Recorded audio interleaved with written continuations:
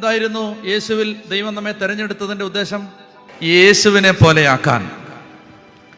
എന്താണ് ഒരു വ്യക്തി പ്രാർത്ഥിക്കേണ്ടത്? എന്തിനാണ് ഒരു വ്യക്തി വിലപിക്കേണ്ടത്? എന്താണ് ഒരു വ്യക്തിയുടെ അകത്ത് കിടക്കേണ്ട ആഗ്രഹം? ഈശോയെ പോലെ ആവണം. നിങ്ങൾക്ക് മനസ്സിലാകുന്നുണ്ടോ? നമ്മളിതൊന്നും ചിന്തിക്കാത്ത, ഇതൊന്നും നമ്മുടെ തലയിൽ വരാത്ത കാര്യങ്ങളാണ്. നമ്മൾ പ്രാർത്ഥിക്കുന്നത് ദൈവമേ എൻ്റെ ഭൗതിക കാര്യം നടത്തിത്താ, എൻ്റെ മക്കളെ കെട്ടിച്ച് വിട്, എൻ്റെ കുഞ്ഞുങ്ങൾക്ക് IELTS പാസ്സാക്കി കൊടു, OET പാസ്സാക്കി കൊടു, കാനഡയിൽ എത്തിക്ക്, കല്യാണം നടത്തി കൊടുക്ക്, മക്കളെ കൊടുക്ക്. ഇതേ ഉള്ളൂ പാവപ്പെട്ട മക്കളായി നമ്മൾ പ്രാർത്ഥിക്കുന്നത്. എന്നാൽ ഈശോ പറയുകയാണ്, പരിശുദ്ധാത്മാവ് പറയുകയാണ്, മക്കളെ ഇതല്ല പ്രാർത്ഥിക്കേണ്ടത്. എന്താ പ്രാർത്ഥിക്കേണ്ടേ? എൻ്റെ ദൈവമേ എന്നെ ഈശോയെ പോലെ ആക്കണേ. നിങ്ങളൊന്ന് ആലോചിച്ച് നോക്കിയേ, നമ്മൾ യേശുവിനെ പോലെ ആയിട്ടുണ്ടോ? നിങ്ങൾ വേറെ ആരെയും കാര്യം പറയണ്ട. എന്നോട് ചോദിക്കുകയാണ്, ഞാൻ യേശുവിനെ പോലെ ചിന്തിക്കുന്നില്ല, ഞാൻ യേശുവിനെ പോലെ സംസാരിക്കുന്നില്ല, ഞാൻ യേശുവിനെ പോലെ സഹിക്കുന്നില്ല, ഞാൻ യേശുവിനെ പോലെ ക്ഷമിക്കുന്നില്ല, ഞാൻ യേശുവിനെ പോലെ മറ്റുള്ളവരോട് കരുണ കാണിക്കുന്നില്ല, ഞാൻ യേശുവിനെ പോലെ ഞാൻ യേശുവിനെ പോലെ ആയിട്ടില്ലെന്ന് മാത്രമല്ല, ഞാനൊരു നല്ല മനുഷ്യൻ പോലും ആയിട്ടില്ല.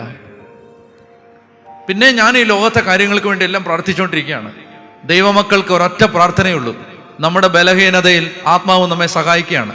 വേണ്ട വിധം പ്രാർത്ഥിക്കേണ്ടത് എങ്ങനെ നമുക്ക് അറിഞ്ഞുകൂടാ. എന്തായിരുന്നു പ്രാർത്ഥിക്കേണ്ടിയിരുന്നത്? പറയൂ.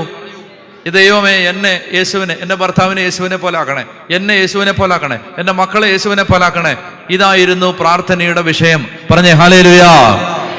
ഇനി നിങ്ങൾ കേട്ടോ, ഇതാണ് നിങ്ങൾ പ്രാർത്ഥിക്കുന്നതെങ്കിൽ, ഇതാണ് നിങ്ങളുടെ അകത്ത് കിടക്കുന്ന പ്രാർത്ഥനയുടെ വിഷയമെങ്കിൽ, അതായത് യേശുവിനെ പോലെ ആക്കുക എന്ന് പറഞ്ഞാൽ, ഒരു വ്യക്തി ദൈവസന്നിധിയിലെത്തും പ്രാർത്ഥിക്കുകയാണ്, ദൈവമേ ഞാൻ ഇന്നും കോപിച്ചിട്ടാണ് വന്നത്, കർത്താവ് ഇന്നും എനിക്ക് കരുണ കാണിക്കാൻ പറ്റിയില്ല, കർത്താവ് ഇന്നും എനിക്ക് മറ്റുള്ളവരോട് സ്നേഹത്തോടെ പെരുമാറാൻ പറ്റിയില്ല, കർത്താവ് ഇന്നും എൻ്റെ ഉള്ളിൽ ഒത്തിരി ദ്രവ്യാഗ്രഹവും മോഹവും കോപവും ഇപ്പോഴും എൻ്റെ ഉള്ളിൽ എനിക്ക് ഒത്തിരി ഇറിറ്റേഷനുണ്ട്, എൻ്റെ ഉള്ളിൽ ഒത്തിരി കോപമുണ്ട്, ദൈവമേ അത് വർഷങ്ങളായിട്ടും എൻ്റെ ഉള്ളിൽ നിന്ന് ഒത്തിരി തിന്മകളൊന്നും മാറിയിട്ടില്ല, കർത്താവ് ഞാൻ ഈശോയെ പോലെ അല്ല. ഇതാണ് ഞാൻ പ്രാർത്ഥിക്കുന്നതെങ്കിൽ നിങ്ങൾ എന്നെ വിശ്വസിക്കുക, എന്നെ നിങ്ങൾ വിശ്വസിക്കുക, ഞാൻ സത്യം പറയും, നിങ്ങൾ എന്നെ വിശ്വസിക്കുക. ഇതാണ് നിങ്ങൾ പ്രാർത്ഥിക്കുന്നതെങ്കിൽ എഴുതി വെച്ചോ, നിങ്ങളുടെ ഒരു ഭൗതിക കാര്യത്തിന് വേണ്ടി പോലും പ്രാർത്ഥിക്കേണ്ട ഒരാവശ്യം നിങ്ങൾക്ക് വരില്ല. അത് ദൈവം നടത്തി തന്നിരിക്കും. ഇത് ഉറപ്പാണ്, എന്നെ വിശ്വസിക്കുക. അതുകൊണ്ടാണ് ഈശോ പറഞ്ഞത്, ആദ്യം നിങ്ങൾ ദൈവത്തിൻ്റെ രാജ്യവും ദൈവത്തിൻ്റെ നീതി അന്വേഷിക്കുക, ബാക്കിയെല്ലാം തന്നോളാന്ന്. കർത്താവേ എനിക്ക് എൻ്റെ കർത്താവിനെ പോലെ ആവണം, പുത്രൻ്റെ സാദൃശ്യത്തോട് അനുരൂപരാവണം. നിങ്ങൾ ആലോചിച്ച് എത്ര വർഷമായി മാമോദീസ സ്വീകരിച്ചിട്ട് എന്താ നമ്മുടെ സ്വഭാവത്തിൽ വന്ന വളർച്ച? എങ്ങനെയാണ് നമ്മൾ കുറെ കൂടെ നല്ല മനുഷ്യരായത്? ആയോ? ഇപ്പോഴും നമ്മുടെ ഉള്ളിൽ വൈരാഗ്യവും വെറുപ്പും കലഹവും ഭിന്നതയും കലഹവും ദുഷ്ടതയും സ്വാർത്ഥതയും. എവിടെയാണ് നമ്മൾ നന്നായത്? മോഹങ്ങളും. എവിടെയാണ് നമുക്ക് മാറ്റം വന്നത്? എവിടെയാണ് നമ്മൾ വിശുദ്ധരായത്? എവിടെയാണ് നമുക്ക് ഒരു ഉയർച്ച വന്നത്? എവിടെയാണ് നമുക്കൊരു ക്വാളിറ്റി വന്നത്? നമ്മൾ വളർന്നോ? സത്യം പറ, നമ്മൾ വളർന്നോ? കെട്ടിടങ്ങൾ വളർന്നു, വണ്ടിയുടെ വലിപ്പം കൂടി, പോക്കറ്റിൻ്റെ കനം കൂടി, ബാങ്ക് ബാലൻസ് കനത്ത് തുടങ്ങി, ശമ്പളത്തിൻ്റെ അക്കം കൂടി, മക്കളൊക്കെ നല്ല നിലയിലായി. മതിയോ? കുറച്ചുകൂടെ കരുണ വേണ്ടേ? കുറച്ചുകൂടെ സഹാനുഭൂതി വേണ്ടേ? കുറെ കൂടി മനുഷ്യരോട് സ്നേഹം വേണ്ടേ? കുറെ കൂടി എളിമ വേണ്ടേ?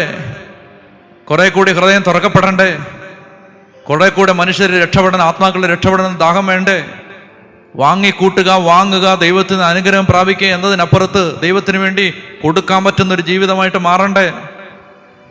വളരുന്നില്ല, സഭ വളരുന്നില്ല. കെട്ടിടങ്ങൾ വളർന്നു, സ്ഥാപനങ്ങൾ വളർന്നു, പ്രസ്ഥാനങ്ങൾ വളരുന്നു, സഭ വളർന്നു എന്ന് പറയാൻ പറ്റുന്നില്ല. സഭയെന്ന് പറഞ്ഞാൽ ഞാനും നിങ്ങളും നമ്മൾ വളർന്നു എന്ന് പറയാൻ പറ്റുന്നില്ല. കാരണം എന്താ? നമ്മൾ വലിയ കാര്യമായിട്ടൊന്നും മാറിയിട്ടൊന്നുമില്ല. നമ്മളിപ്പോഴും ആ പഴയ കാര്യങ്ങൾ തന്നെ ചക്കയും മാങ്ങയും ചോദിച്ചുകൊണ്ടിരിക്കുക. നിങ്ങൾക്ക് മനസ്സിലാകുന്നുണ്ടോ? ഈ കാലഘട്ടത്തിൽ ദൈവത്തിൻ്റെ നിലവിളി ഇതാണ്. കർത്താവ്, അതായത് നമ്മൾ ഒരു 5 മിനിറ്റ് ഈശോയുടെ മുമ്പിൽ ശാന്തമായിട്ടിരുന്നാൽ അപ്പോൾ ദൈവ ഹൃദയത്തിലൊരു വേദന തരും. ഈ വേദന തരും, അതായത് ദൈവജനം നിങ്ങൾ വളരുന്നില്ല. അവർക്ക് പറഞ്ഞേ ഹല്ലേലൂയാ, പറഞ്ഞേ ഹല്ലേലൂയാ. മനസ്സിലായില്ലേ? അതായത് ഞാൻ ഓർക്കുന്നുണ്ട്, ഞാൻ സെമിനാരി പഠിക്കുന്ന സമയത്ത് എൻ്റെ ഒരു കൂട്ടുകാരൻ, അതായത് ഇപ്പോൾ അച്ഛനാണ്. അപ്പോൾ അദ്ദേഹം ഞാൻ ഞങ്ങൾ അവധിക്ക് സമയം എൻ്റെ ബാച്ചുകാർ ചില സുഹൃത്തുക്കൾ എൻ്റെ വീട്ടിൽ വരും അവധിക്ക്, ഞാൻ അവരുടെ വീട്ടിൽ പോവും, അങ്ങനെയൊക്കെ പോകുമായിരുന്നു. അപ്പോൾ പ്രത്യേകിച്ച് യൂണിവേഴ്സിറ്റി പരീക്ഷയൊക്കെ അടുക്കുന്ന സമയത്ത് ഒരുമിച്ച് ഏതെങ്കിലും വീട്ടിൽ ഒരുമിച്ചിരുന്ന് എല്ലാവരും കൂടെ പഠിക്കും, 3-4 പേര്. അപ്പോൾ ഞാൻ ഒരു ദിവസം അവൻ്റെ വീട്ടിൽ പോയിരുന്ന് പഠിക്കുന്ന സമയത്ത് അയലോക്കക്കാരൊക്കെ വെള്ളം കോരാൻ വേണ്ടി വരും. ഈ വീട്ടിൽ വെള്ളം കോരാൻ വേണ്ടി വരുമ്പോൾ തൊട്ടിയും കയറും ഉണ്ട്, മോട്ടറും വെച്ചിട്ടുണ്ട്. അപ്പോൾ ഈ ആളുകൾ വരുമ്പോൾ ഈ കോരി മടുക്കുന്നത് കാണുമ്പോൾ ഞാനീ പറയുന്ന നമ്മുടെ സഭയിലെ ഒരു അച്ഛനാണ്, അച്ഛൻ്റെ അമ്മ സ്വർഗത്തിലെ ആളിപ്പം, അച്ഛൻ്റെ അമ്മ ഞാൻ കണ്ടിട്ടുണ്ട്. ഈ ആളുകൾ വെള്ളം കോരുന്ന കാണുമ്പോൾ നേരെ വന്നിട്ട് മോട്ടറിന് സ്വിച്ചിട്ട് കൊടുക്കും. അപ്പോൾ കിണറ്റിൻ്റെ അടുത്ത് തന്നെ, ആ മോട്ടറിൻ്റെ അടുത്ത് തന്നെ ഒരു പൈപ്പുണ്ട്, ആ മോട്ടറിൽ തന്നെ ഒരു പൈപ്പുണ്ട്. അതിനകത്തുനിന്ന് വെള്ളം നല്ല ഫോഴ്സ്ഫുള്ളായിട്ട് കിണറ്റിൽ നിന്ന് അടിച്ച് കയറി വരും. അത് അയലോക്കക്കാരെല്ലാം പിടിച്ചുകൊണ്ട് നല്ല സന്തോഷമല്ലേ, കോരണ്ടല്ലോ. കറണ്ട് ചാർജ് ആവുന്നുണ്ട് ഇവിടെ, മനസ്സിലായി, നല്ല കറണ്ട് ചാർജ് കയറി വരുന്നുണ്ട്. അപ്പോൾ ഈ ചേട്ടൻ വരുമ്പോൾ ചേട്ടൻ വന്നിട്ട് കിടന്ന് വഴക്കുണ്ടാക്കും. വഴക്കെന്നല്ല, വഴക്ക് പറയും, നിനക്ക് അവർ കോരത്തില്ല, അവർക്ക് ആരോഗ്യമുള്ളവരല്ലേ, നീ മോട്ടർ ഇട്ട് കൊടുത്താൽ ഉടനെ ഈ അമ്മച്ചി പറയും, ഓ പിന്നെന്തിനാ പള്ളിയിൽ പോകുന്നതെന്ന് ചോദിക്കും. ഞാൻ ഇത് കേട്ടിട്ടുണ്ട് പലതവണ. പാവം സ്വർഗത്തിലെ ഇപ്പം ഈ അമ്മച്ചി ഈ ചേച്ചി പലതവണ പറഞ്ഞ് ഞാൻ കേട്ടിട്ടുണ്ട്, പിന്നെന്തിനാ നിങ്ങൾ ഈ പള്ളിയിൽ പോകുന്നത്, നീ ദുഷ്ടതയും വെച്ചുകൊണ്ട്. അപ്പോൾ പറയും, അല്ലടി എടി, ഇത് നീ നമ്മൾ വെള്ളം കൊടുക്കുന്നില്ലേ, ഒരു വെള്ളം കോരിക്കൊണ്ട് പോയിട്ട് നീ മോട്ടർ ഇട്ട് കൊടുക്കേണ്ട കാര്യമുണ്ടോ? അത് മോട്ടർ ഇപ്പോൾ വെച്ചാൽ കറണ്ട് ചാർജ് നിങ്ങളും അടയ്ക്കണം, നിങ്ങൾ പിന്നെന്തിനാ പള്ളിയിൽ പോകുന്നേ? ഞാൻ പറയുന്നത്, ഇങ്ങനെ നമ്മൾ ഇത് ഞാൻ ചോദിക്കട്ടെ, നിങ്ങൾ ഈ പള്ളിക്കകത്തുള്ള വല്ലവരും അങ്ങനെ ചെയ്യുമോ? അല്ല, ഇല്ലെന്ന് ഞാൻ പറയുന്നില്ല, പക്ഷേ കുറവാ. നമ്മൾ ഒത്തിരി പ്രാർത്ഥിച്ചു, നമ്മൾ ഒത്തിരി ദൈവത്തെ വിളിച്ചു, പക്ഷെ ദുഷ്ടത കുറഞ്ഞിട്ടില്ല, ദുഷ്ടതയ്ക്ക് ഒരു അറുതി വന്നിട്ടില്ല, ഈ അതിന് മാന്തുന്ന സ്വഭാവം മാറിയിട്ടില്ല, മനുഷ്യനിട്ട് പാല വെക്കുന്ന പരിപാടി മാറിയിട്ടില്ല, ഈ കുന്നായ്മയും കള്ളത്തരവും കൊള്ളരുതായ്മയും എല്ലാം അതൊന്നും മാറിയിട്ടില്ല, ഈ ചീഞ്ഞ സ്വഭാവം മാറിയിട്ടില്ല, മനസ്സിനകത്ത് കിടക്കുന്ന ഈ അശുദ്ധി അത് മാറിയിട്ടില്ല. പ്രാർത്ഥനക്കാർ വളർന്നു, കെട്ടിടങ്ങൾ വളർന്നു. അപ്പം എന്താ ദൈവജനത്തിൻ്റെ ഹൃദയത്തിലുണ്ടാവേണ്ട നിലവിളി എന്താ? ദൈവം, എനിക്ക് കുറച്ചുകൂടെ ഭേദപ്പെട്ടൊരു മനുഷ്യനാവണം. 5 കൊല്ലം മുമ്പ് എന്നെ അറിയാവുന്ന ഒരാൾ 5 കൊല്ലം കഴിഞ്ഞിട്ട് എന്നെ കാണുമ്പോൾ പറയണം, പഴയ പോലല്ല, ആൾ ഒത്തിരി മാറിയിട്ടുണ്ട്. അപ്പം പറയും, പഴയ പോലല്ല, നല്ല വ്യത്യാസം വന്നിട്ടുണ്ട്, നശിച്ചു എന്നല്ല, മാറ്റം വന്നിട്ടുണ്ട്, കുറച്ചുകൂടെ യേശുവിനെ പോലെ ആയിട്ടുണ്ട്. ഇങ്ങനെ ചരിഞ്ഞ് നോക്കുമ്പോൾ ഏതോ ഒരു ആംഗിളിൽ ഹി ലുക്സ് ലൈക്ക് ജീസസ്, യേശുവിനെ പോലുണ്ട്. അയ്യോ, ഇവിടെ നോക്കുമ്പോൾ ഈശോയെ പോലെ ഉണ്ടല്ലോ, സംസാരം കേട്ടിട്ട് കർത്താവിനെ പോലെ ഉണ്ടല്ലോ, പെരുമാറ്റം കണ്ടിട്ട് കർത്താവിനെ പോലെ ഉണ്ടല്ലോ. പക്ഷെ ഇപ്പം അങ്ങനല്ല നമ്മളെക്കുറിച്ച് പറയുന്നത്, അല്ലേ? സാത്താനെ പോലെ ഉണ്ടെന്നായി പറയുന്നത്, കൊമ്പും മാലും ഇല്ലെന്നേ ഉള്ളൂ, പിശാചിനെ പോലെ ഇരിക്കുന്നു, കണ്ടേ മരമോന്താ പറഞ്ഞേ ഹല്ലേലൂയ. ഇതാണ് ആളുകൾ പറയുന്നത്. മനസ്സിലാവുന്നുണ്ടോ ഞാൻ പറഞ്ഞു വരുന്നത്? എന്താണ് പ്രാർത്ഥിക്കേണ്ടത്? ഈശോയെ പ്രാർത്ഥിക്കാൻ പഠിപ്പിക്കണേ. പരിശുദ്ധാത്മാ പറയാണ്, വേണ്ട വിധം പ്രാർത്ഥിക്കേണ്ടത് എങ്ങനെയാണെന്ന് നിങ്ങൾക്ക് അറിഞ്ഞുകൂടാ. ഞാൻ ആഗ്രഹിക്കുകയാണ് നമുക്കത് ഒത്തിരി പ്രാർത്ഥിക്കുന്ന മക്കൾ എഴുന്നേക്കണം. പ്രാർത്ഥിക്കുന്നവർ, നിങ്ങളൊരു കാര്യം മനസ്സിലാക്കൂ, ഇന്ന് നമ്മൾ പ്രാർത്ഥനാ മുറിയിൽ കാണുന്നതാണ് നാളെ നമ്മുടെ കൺമുമ്പിൽ സംഭവിക്കാൻ പോകുന്നത്. ഇന്ന് പ്രാർത്ഥനാ മുറി കാണുന്നതാണ്, പ്രയർ റൂമിൽ നിങ്ങളൊരു പാ വിരിച്ചിട്ട് മുട്ടയിൽ നിന്ന് ഇന്ന് പ്രാർത്ഥിക്കുന്നതാണ് നാളെ സംഭവിക്കുന്നത്. അത് സംഭവിക്കും, അതിന് യാതൊരു സംശയം വേണ്ട. ഞാൻ നിങ്ങളോട് പറഞ്ഞില്ലേ, ഇവിടെ ഈ ആൾത്താരയിൽ നിന്നിട്ട് ഞാൻ ആഗ്രഹിച്ചിട്ടുണ്ട്, ദൈവമേ ഒരു ബൈബിൾ ഗ്രാമം. നിങ്ങൾ മൗണ്ട് കാർമലിൽ വന്ന് നോക്ക്, അവിടെ ഒരു ബൈബിൾ ഗ്രാമം ഇല്ല, അവിടെ ഒരു ബൈബിൾ ഗ്രാമം ഇല്ല. പക്ഷേ എന്നെ അത്ഭുതപ്പെടുത്തി എന്തെന്നറിയാമോ? 2017 നമ്മൾ ധ്യാനകേന്ദ്രത്തിന് കല്ലിട്ടു, 2018 അതിൻ്റെ ആദ്യത്തെ നില കൂതാശ ചെയ്തു, 2017 ഈ ധ്യാനകേന്ദ്രത്തിൽ നിന്ന് ഒരു 10-200 മീറ്റർ നടന്ന് ചെല്ലാവുന്നൊരു ദൂരത്ത്, മനസ്സിലായില്ലേ? എന്ന് പറഞ്ഞാൽ ഒരു 10 മിനിറ്റ് കൊണ്ട്, വണ്ടിക്കാണെങ്കിൽ ഒരു 10 മിനിറ്റ് കൊണ്ട്, വഴി പല ദൂരത്തുണ്ട്. ശരിക്കും പറഞ്ഞാൽ ഡിസ്റ്റൻസ് എടുത്താൽ അത്രയില്ല. ധ്യാനകേന്ദ്രം ഈ ഒരു സ്ഥലത്ത് ഒരു മുകളിലാണ്, അത് അപ്പുറത്തേക്ക് ഒന്നില്ല. ഇത് നടന്ന് പോയാൽ ശരിക്കും നേരെ ഒരു വഴിയുണ്ടെങ്കിൽ ഒരു കഷ്ടിച്ചൊരു 20 മിനിറ്റ് നടക്കാനുള്ള വഴി, നടക്കാനുള്ള അത്രയേ ഉള്ളൂ. വണ്ടിക്ക് പോയാൽ ഒരു 10 മിനിറ്റ് കൊണ്ട് പെട്ടെന്ന് എത്താവുന്ന, 10 മിനിറ്റ് വേണ്ട. അവിടെ ഓർത്തഡോക്സ് സഭയപ്പെട്ട ഒരു സഹോദരൻ, ഒരു സുവിശേഷകൻ കുറച്ച് ഏക്കർ സ്ഥലം വാങ്ങിച്ചു 2017.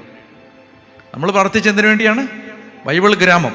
നിങ്ങൾ കേട്ടോണം, 2017 ആ കാലഘട്ടത്തിൽ ഒരു സഹോദരൻ, ഓർത്തഡോക്സ് സഭയപ്പെട്ടൊരു സഹോദരൻ അവിടെ കുറച്ച് സ്ഥലം വാങ്ങിച്ചു. സ്ഥലം വാങ്ങിച്ചിട്ട് അദ്ദേഹം ഒരു ബൈബിൾ മ്യൂസിയം പണിതു. ബൈബിൾ മ്യൂസിയം, വാഗ്ദാന പേടകം. നിങ്ങൾ ബൈബിളിൽ വായിക്കുന്നു, നിങ്ങൾ കണ്ടിട്ടില്ല. ആ ബൈബിൾ മ്യൂസിയത്തിൽ അദ്ദേഹം ദൈവം പറഞ്ഞ അളവിൽ ഈ സമാഗമ കൂടാരം ഉണ്ടാക്കി വെച്ചിട്ടുണ്ട്. ബൈബിളിൽ പറയുന്ന കാര്യങ്ങൾ മുഴുവൻ നമ്മളതല്ലേ ആഗ്രഹിച്ചത്, ആണോ? നമുക്ക് 5 പൈസ മുടക്കില്ലാതെ വേറൊരാള് അതുണ്ടാക്കി നമ്മുടെ പര്യമ്പറത്ത് നമുക്കൊന്ന് നീട്ടി തുപ്പിയാൽ എത്തുന്ന സ്ഥലത്ത് അടുത്ത് അവിടെ ദൈവം ചെയ്യുന്നത് അങ്ങനെയാണ്. ഇന്ന് നമ്മൾ പ്രാർത്ഥനാ മുറിയിൽ കാണുന്നതാണ് നാളെ നമ്മുടെ കൺമുമ്പിൽ സംഭവിക്കുന്നത്. പറഞ്ഞേ ഹല്ലേലൂയാ, പറഞ്ഞേ ഹല്ലേലൂയാ. ഞാൻ ആ സ്ഥലത്ത് ചെന്നിട്ട് ഞാൻ ആ സഹോദരനെ കണ്ട് സംസാരിച്ച സമയത്ത് ഞാൻ പറഞ്ഞു, ഞങ്ങളിത് അന്ന് എത്രയോ നാൾ മുമ്പ് ദൈവമേ ഞങ്ങൾ ചെയ്യണമെന്ന് ആഗ്രഹിച്ചാണത്, ഞങ്ങൾ ചെയ്യണമെന്ന്. പക്ഷെ ദൈവത്തിൻ്റെ പദ്ധതി വേറെ ഒന്നായിരുന്നു. അപ്പം ഇത് ദൈവത്തിൻ്റെ, നാം പറയുന്നത് പ്രാർത്ഥന എന്ന് പറയുന്നത് നിസ്സാര കാര്യമല്ല. അതുകൊണ്ട് ഇന്ന് ഇവിടെ ഇരിക്കുമ്പോൾ നിങ്ങൾ ഈ തലമുറ, അടുത്ത് വരുന്ന തലമുറയെക്കുറിച്ച് നമ്മൾ കാനഡയിൽ പോകണോ അയർലൻഡിൽ പോകണോ എന്നല്ല മക്കള് അല്ല പ്രാർത്ഥിക്കേണ്ടത്. എന്നെ ഒരു ചേച്ചി വിളിച്ചു, അച്ഛാ കാനഡയ്ക്ക് പോകാനായിട്ട് എത്ര പ്രാർത്ഥിച്ചിട്ടും അവന് കിട്ടുന്നില്ല അച്ഛാ, ഐലിസിന് സ്കോർ കിട്ടുന്നില്ല, അച്ഛൻ പ്രാർത്ഥിക്കണം. അപ്പം ഞാൻ ഫോണിലാണ് അങ്ങനെ അത് പെട്ടെന്ന് ആത്മാവ് എന്നോട് ഇങ്ങനെ ഒരു കാര്യം പറഞ്ഞു. അതായത് ആദ്യമായിട്ടാണ്, ഞാൻ ചിന്തിച്ചല്ല, തലേന്ന് വന്നതല്ല, ഇത് അകത്തുനിന്ന് പെട്ടെന്ന് ഇങ്ങനെ വന്നതാണ്. ഞാൻ പറഞ്ഞു, ചേച്ചി പരിശുദ്ധാത്മാ ഒരു കാര്യം പറഞ്ഞ് ഞാൻ പറയട്ടെ. അച്ഛൻ പറയാൻ പറഞ്ഞു. വിഷമം തോന്നുമോ പറഞ്ഞാൽ? ഇല്ല. ഞാൻ പറഞ്ഞു, ചേച്ചി കാനഡയിൽ പോകാൻ വേണ്ടിയല്ലേ പ്രാർത്ഥിച്ചുള്ളൂ.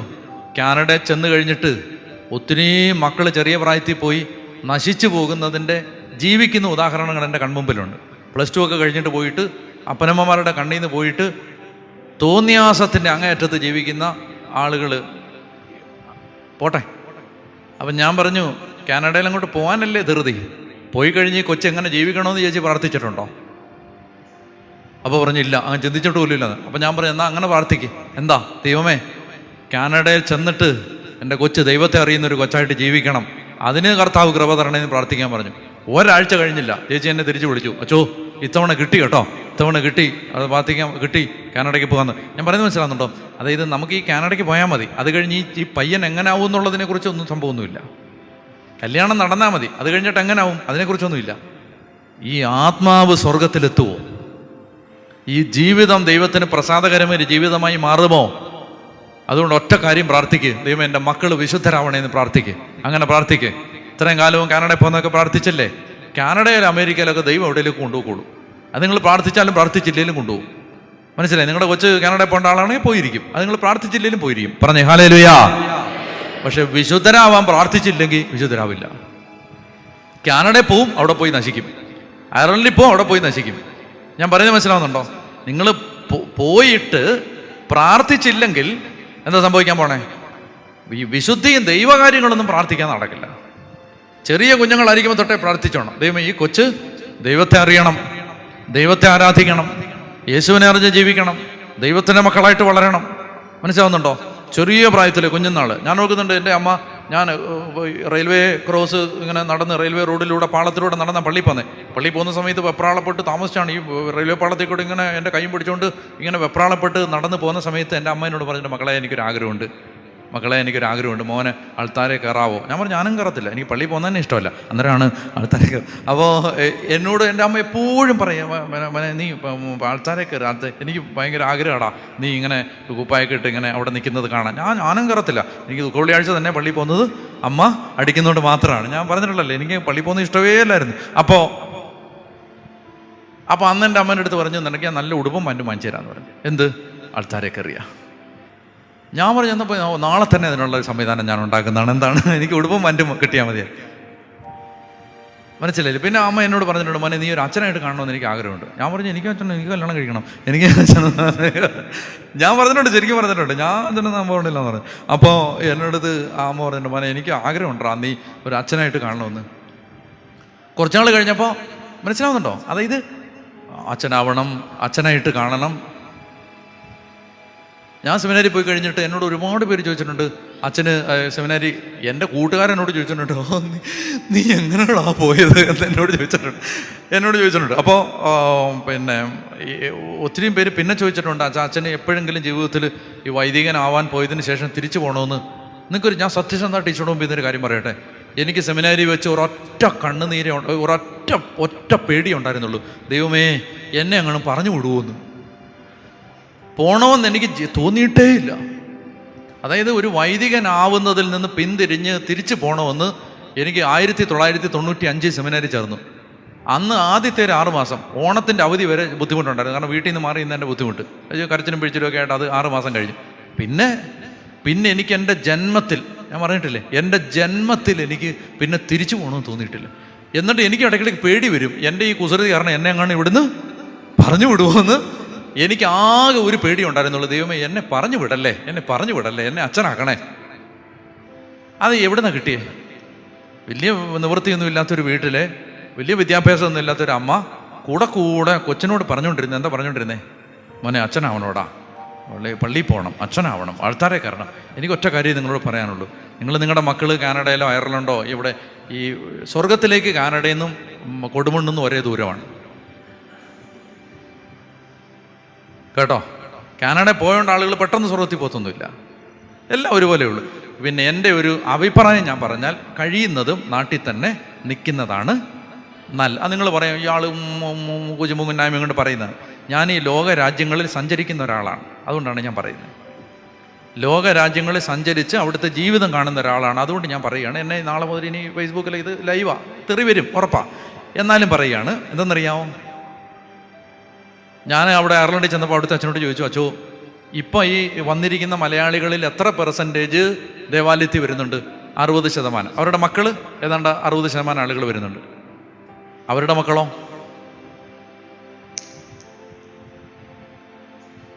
കാര്യമായിട്ടില്ല. അവരാ സംസ്കാരവുമായിട്ട് ഇഴുകിച്ചേർന്നു. നിങ്ങൾക്കൊരു കാര്യം അറിയാമോ? കണ്ണുനീരോടെ യൂറോപ്യൻ രാജ്യങ്ങളിലെയും അമേരിക്കയിലെയും കാനഡ രാജ്യങ്ങളിലെ അപ്പനമ്മമാർ കണ്ണുനീരോടെ എൻ്റെ അടുത്ത് പറഞ്ഞിട്ടുണ്ട്, ഞങ്ങൾക്ക് നാട്ടിൽ പോകണം, പക്ഷെ മക്കൾ വരില്ല. മനസ്സിലായോ? മക്കൾ വരില്ല, അവർക്ക് നാട്ടിൽ പോകണം. കാരണം മക്കൾ അവിടുത്തെ രീതിയിലായി. മക്കൾ ചോദിക്കുകയാണ്, ആണ് കല്യാണം കഴിച്ചപ്പോൾ എന്താ കുഴപ്പം? പെണ്ണും കല്യാണം കഴിച്ചാൽ എന്താ ഇപ്പോൾ കുഴപ്പം? മക്കൾ ചോദിക്കുകയാണ്. അതുകൊണ്ട് ഈ കാനഡ, അയർലൻഡ്, ഓസ്ട്രേലിയ, പിന്നെ സ്വീഡൻ എന്നൊക്കെ പറയുമ്പോൾ വലിയ കാര്യം ചിന്തിക്കരുത്. മര്യാദയ്ക്കുള്ള കഞ്ഞിയും കുടിച്ച് നാട്ടിൽ നിൽക്കുന്നതാണ് നല്ലത്. വിശ്വാസമുള്ളൊരു തലമുറയാണ് നിങ്ങൾ ലക്ഷ്യം വെക്കുന്നതെങ്കിൽ ഉള്ള കഞ്ഞിയും കുടിച്ച് നാട്ടിൽ നിൽക്കുന്നതാണ് നല്ലത്. പറഞ്ഞേ ഹല്ലേലൂയാ. പിന്നെ ഇതൊക്കെ ആർക്കും മനസ്സിലാവത്തില്ല, കുടുംബത്തിലുള്ളവർക്ക് പോലും പറഞ്ഞാൽ മനസ്സിലാവത്തില്ലാത്തതുകൊണ്ട് പിന്നെ നമ്മൾ ആരോട് കാനഡയിൽ പോകണം, പോയിട്ട് വാ എന്ന് പറഞ്ഞ് ആശീർവദിച്ച് വിടത്തേ ഉള്ളൂ. പക്ഷേ ഞാൻ പറയുന്നത്, നമുക്ക് ദൈവവിശ്വാസമുള്ളൊരു തലമുറ രൂപപ്പെട്ട് വരണം നിങ്ങൾ ആഗ്രഹിക്കുന്നുണ്ടെങ്കിൽ ഈ കാനഡയിൽ പോകുന്നൊന്നുമല്ല കാര്യം. തെറിവിളി എന്തായാലും ഉറപ്പായിരുന്നു, എന്നാലും ഉള്ളതങ്ങ് പറഞ്ഞു തീർക്കാം. അപ്പോൾ കാനഡയിൽ പോകുന്നൊന്നുമല്ല കാര്യം. മറിച്ച് ഇത്രയേ ഉള്ളൂ, നമ്മുടെ ദൈവത്തെ അറിഞ്ഞ് ഈ കേരളം എന്ന് പറഞ്ഞ് ഇവിടെ വിശ്വാസമെങ്കിലും ഉണ്ട്. ഇത്രയും കാലത്തിനിടയിൽ അതിന് ഒരു കുഴപ്പം, പള്ളിയിലൊക്കെ ആളുകൾ വരുന്നെങ്കിലും ഉണ്ട്. മറ്റേതൊന്നും അതൊന്നും അല്ല. ഒരു രാജ്യത്ത് നിന്നപ്പോൾ അവിടുത്തെ മെത്രാൻ കൺവെൻഷൻ ഉദ്ഘാടനം ചെയ്യാൻ വേണ്ടി വന്നു. ഇംഗ്ലീഷുകാരനാണ് അദ്ദേഹം. വന്നിട്ട് പ്രസംഗത്തിനിടയിൽ മലയാളി അച്ഛന്മാരോടും മലയാളികളോടും പറഞ്ഞു, നിങ്ങൾ ഞായറാഴ്ച നിങ്ങളുടെ പള്ളി പോകണ്ടെന്ന് പറഞ്ഞു. അപ്പോൾ എല്ലാവർക്കും അങ്ങ് ടെൻഷനായി. ഈ പിതാവ് എന്താ പറയുന്നത്, ഞായറാഴ്ച ഞങ്ങളുടെ പള്ളി പോകാതെ?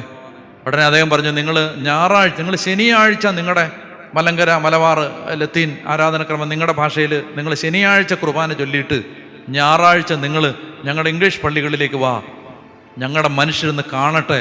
കൊച്ചുങ്ങളെങ്ങോട്ടൊക്കെ പള്ളി വരുന്ന അപ്പനമ്മമാരെ ഞങ്ങളുടെ മനുഷ്യരെന്ന് കാണട്ടെ എന്ന് പറഞ്ഞാൽ അവിടെ ആരും ഇല്ലെന്ന്, പിള്ളേരൊന്നും പള്ളിയിൽ പോകുന്നില്ലെന്ന്. പിള്ളേർ പറയാം ആണും കല്യാണം കഴിക്കാമെന്ന്, പിള്ളേർ പറയാം പെണ്ണും കല്യാണം കഴിക്കാമെന്ന്. പിള്ളേർ പറയാണ് അപ്പനന്മാരുടെ നിയന്ത്രണത്തിൽ. അപ്പം പോലീസിനെ വിളിക്കും. എന്നോട് ഒത്തിരി വേദനയോടെ പറഞ്ഞിട്ടുണ്ട്, അച്ഛാ കൊച്ചിന് വഴക്ക് പറയാൻ നോക്കാൻ പോലും പറ്റത്തില്ല. അപ്പം പോലീസിനെ വിളിക്കും. പോലീസ് വന്ന് അപ്പനെ അറസ്റ്റ് ചെയ്തുകൊണ്ട് പോകും. എന്ത് രസമായിരുന്നല്ലേ?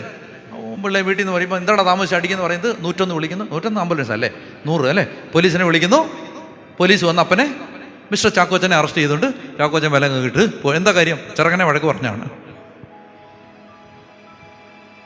എന്നാൽ കാനഡ, അയർലൻഡ്, ദൈവമേ ഇനി എന്തെല്ലാം തെറിയാണാവോ എന്ത് വരാൻ പോണേ. ഞാൻ പറയുന്നത് നല്ല കാര്യം. നിങ്ങൾക്ക് ദൈവം വെച്ചിരിക്കുന്നത് അയർലൻഡ് ആണെങ്കിൽ പൊക്കോ, നിങ്ങൾക്ക് ദൈവം വെച്ചിരിക്കുന്നത് അമേരിക്ക ആണെങ്കിൽ പൊക്കോ, നിങ്ങളെ ദൈവം നട്ട് വളർത്താൻ ആഗ്രഹിക്കുന്നത് സ്വീഡനും ഇന്തോനേഷ്യയും സൗത്ത് ആഫ്രിക്കയും ഒക്കെ ആണെങ്കിൽ നിങ്ങൾ പൊക്കോ, ഓസ്ട്രേലിയ ആണെങ്കിൽ പൊക്കോ. ഞാൻ അതിനൊന്നും എതിരൊന്നുമല്ല. ഞാൻ പറയുന്നത് അതിനകത്തൊന്നുമല്ല കാര്യം. വിശ്വാസമുള്ളൊരു തലമുറ ഉണ്ടാവുമോ? ഇന്ന് 10 ദിവസം കഴിയുമ്പോൾ വിവാഹമോചനം, 5 ദിവസം കഴിയുമ്പോൾ വിവാഹമോചനം. മനസ്സിലായില്ലേ? എന്നോടൊരു സഹോദരൻ ഒത്തിരി കണ്ണുനീരോട് ഇന്ന് രാവിലെ ഇരുന്ന് പറഞ്ഞാണ്. അതായത് പറയുകയാണ്, പിന്നെ അമ്മായിപ്പം പറഞ്ഞു, നീ അങ്ങനെ സംസാരിക്കരുത്. അപ്പോൾ പറഞ്ഞു, ഹലോ ഹലോ ഹലോ, നീ എന്നൊന്നും വിളിക്കണ്ടെന്ന് പറഞ്ഞു. ഈ ഒരു പേരുണ്ട്, ആ പേര് വിളിച്ചാൽ മതി എന്ന് പറഞ്ഞു. വേറൊരു സഹോദരൻ പറഞ്ഞു, എന്നെ അവള് ലാപ്ടോപ്പ് വെച്ച് എന്നെ വയറ്റത്ത് കുത്തിയെന്ന് പറഞ്ഞു. ലാപ്ടോപ്പ് വെച്ച്.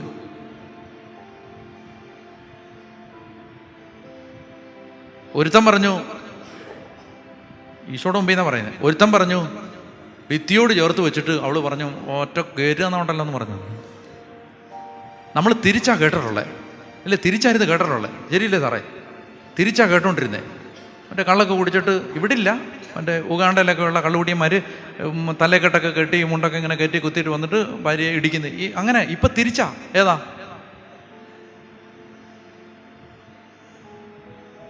അപ്പം ഞാൻ പറഞ്ഞു, എൻ്റെ പൊന്നു മോനെ, എന്നോട് സംസാരിച്ചവനോട് ഞാൻ പറഞ്ഞു, എൻ്റെ പൊന്നു മോനെ, ഞാൻ നിന്നെ, അയ്യോ എനിക്ക് നിന്നോട് ബഹുമാനം തോന്നുക, നീ എന്നിട്ട് ഒന്നും പറഞ്ഞില്ലേ? ഞാൻ ഒന്നും പറഞ്ഞില്ല അച്ഛാന്ന് പറഞ്ഞു. ഞാൻ ഒന്നും പറഞ്ഞില്ല. കാരണം എന്താ? ഇവളെങ്ങാനും കൊണ്ടു വല്ല കേസും കൊടുത്താൽ പിന്നെ നമ്മൾ ഇപ്പം അങ്ങനല്ലേ? അതുകൊണ്ട് ഇപ്പോൾ ഭർത്താക്കന്മാരൊന്നും ഒന്നും അറിയാത്ത പോലെ ഇരിക്കുന്നുണ്ട്. മനുഷ്യൻ ജീവന് പേടിയുള്ളതുകൊണ്ട്, കോടതി കയറാൻ ബുദ്ധിമുട്ടുള്ളതുകൊണ്ട് ഒന്നും പറയുന്നില്ലെന്നേ ഉള്ളൂ. സ്ത്രീകൾക്ക് അനുകൂലമാണ് എന്ത്? നിയമം. അതുകൊണ്ട് കയറി അങ്ങ് വിളയരുത്. പോട്ടെ, സമയം പോന്നു. ഞാൻ പറഞ്ഞു വരുന്നത്, നമുക്ക് വേണ്ടത് വിശ്വാസമുള്ളൊരു തലമുറയാണ്. വിശ്വാസം. അതുകൊണ്ട് ഉള്ളൊരുകി പ്രാർത്ഥിച്ചോണം. നമ്മൾ വിചാരിക്കുന്ന പോലെ അല്ല ലോകം. നമ്മുടെ കയ്യിൽ നിന്ന് പോവുക പിള്ളേരെല്ലാം. വിശ്വാസമുള്ളൊരു തലമുറ, അപ്പനെ അമ്മയെ സ്നേഹിച്ച് അപ്പനും അമ്മയുടെ ബഹുമാനം. ചില മക്കളെയൊക്കെ കാണുമ്പോൾ ഉണ്ടല്ലോ, അതങ്ങനെയാണ്. അത് എത്ര പ്രായമായാലും അപ്പൻ അമ്മ ഒക്കെ പോവാ, എല്ലാം പോവാ. നിങ്ങൾ നിങ്ങളുടെ ജോലി നോക്കിപ്പോക്കോ. അപ്പനെ അമ്മയും കൊല്ലുകയാണ് ചിലർ. അപ്പനെ അമ്മയെ അടിച്ച് പുറത്താക്കുകയാണ്. വിശ്വാസമുള്ള, ദൈവത്തെ ഭയമുള്ള ഒരു തലമുറ വളർന്നു വരാൻ പ്രാർത്ഥിക്കണം. ഇങ്ങനെ നടക്കരുത്, വെറുതെ അലഞ്ഞ് നടക്കരുത്. ഇന്ന് ഈ മസിലും ബലമെല്ലാം നാളെ ഇല്ലാതാവും. പിള്ളേരിട്ട് വട്ട് തട്ടും. ദൈവത്തെ വിളിച്ചോണം, ദൈവത്തെ വിളിച്ച് കരഞ്ഞോണം.